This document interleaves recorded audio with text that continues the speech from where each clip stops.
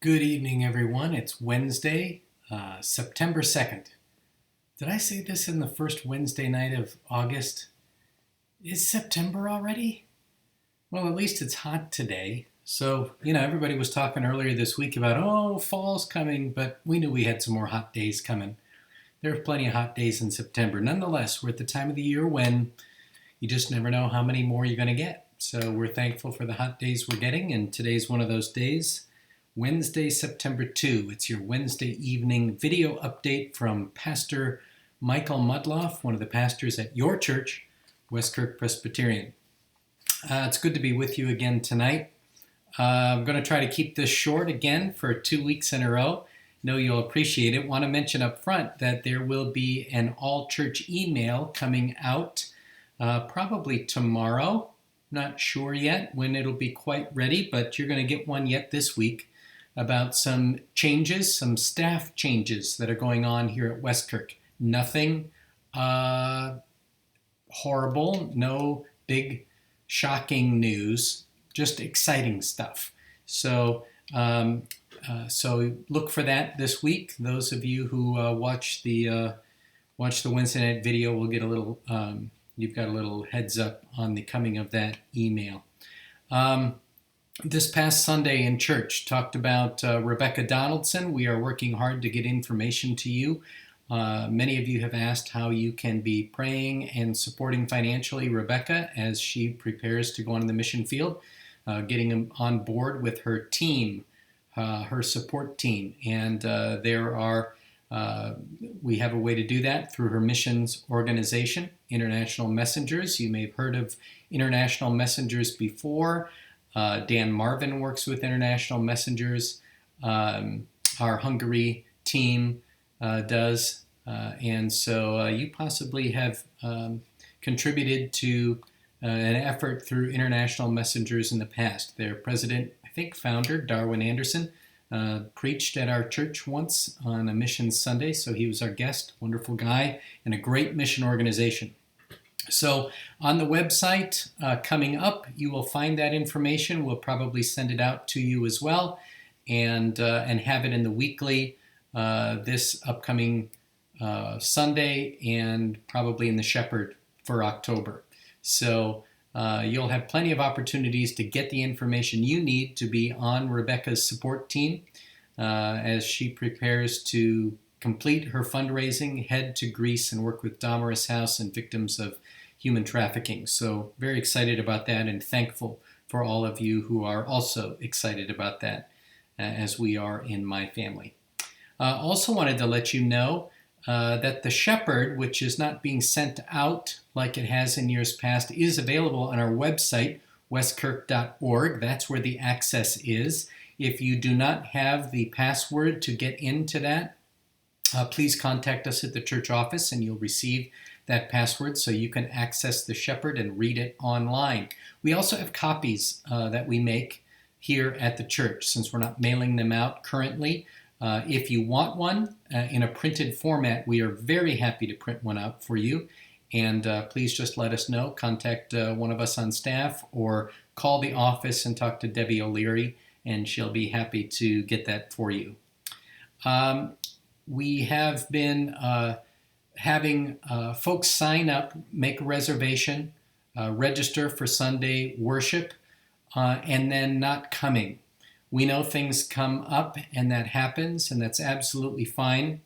But I want to make a reminder again that if something changes and you know you're not going to be coming on Sunday, but you have a reservation, if you would kindly call us and let us know, we would appreciate that. Even an email, even on Sunday morning. Somebody is likely to answer the phone on Sunday morning, and that's great for us to know. But nonetheless, we're going to go ahead and change the way we do the seating arrangement on Sunday mornings so that we are not holding seats for everyone who makes a reservation. We're going to have a plan, but we're going to have it be a little bit more flexible and get back to kind of filling in from the front to the back with people we know that are coming rather than holding seats. And that way, if somebody doesn't come, there's not an empty space in the middle of the sanctuary, or if somebody is seated later after 10:30, they're not walking up in the middle of the service or at the beginning of the service to take an empty spot. So we're going to try to be a little bit more flexible with that, and that should hopefully help us to accommodate everyone who is here on Sunday. And we've been having some guests come. Very exciting. We've got some people who have been coming now from a more historic mainline progressive type churches because their churches aren't meeting, and they want to worship with people. And we just got a call today from someone who asked if they could come worship. So typically we hold a couple of spots available for guests who come, and that allows us to continue to be the church and make ourselves available to serve people who come on Sunday mornings. So we're happy about that. So a little change there. You probably won't notice anything when you come Sunday morning because you don't know where your name has been plugged in on the map of the sanctuary anyway. But hopefully that'll make things a little bit more efficient for us all and keep holes in the sanctuary from happening and make sure we have plenty of spots available. Also wanted to let you know something fun. We're about to be training some new worship leaders. So those folks are going to be learning the ropes from Pastor Brandon. And then Stiles, now that his summer classes are over and his baby has arrived, will probably be back in the mix in worship leading. And Nathan Hyatt and his wife Jessica are moving back to Iowa. We're really thrilled about that. So he'll be back in the mix. And then we have some new worship leaders who are coming along. So Mark Baker will get a Sunday off this upcoming Sunday and not have to serve us so frequently going forward. So that'll be a good opportunity for a break from him. And you'll be seeing some new faces, some old new faces and some new faces. So we're happy about that as well. I think that's all I have for today. If you are reading ahead, we are still in Acts chapter 13. We began last Sunday with verses 1 to 13 of chapter 13, and we'll continue in chapter 13 this Sunday with verses 14 to 43. So a little bit bigger chunk, but please go ahead and read in Acts chapter 13 and get ahead and start looking at that text. And we'll see what the Holy Spirit has for us on Sunday. Good to see you. Thank you for your continued prayers and your support.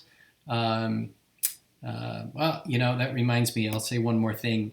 Read an article this week, Carl Trueman, theologian, Presbyterian theologian, been interacting with some people, folks in the church world, whatever that means. We're all in the church world. Folks who study church and church demographics and all that are speculating these days that when the COVID-19 pandemic passes on and we will get back to some sense of normalcy in corporate church worship, that about 30%, 33%, one-third of regular churchgoers will no longer be coming.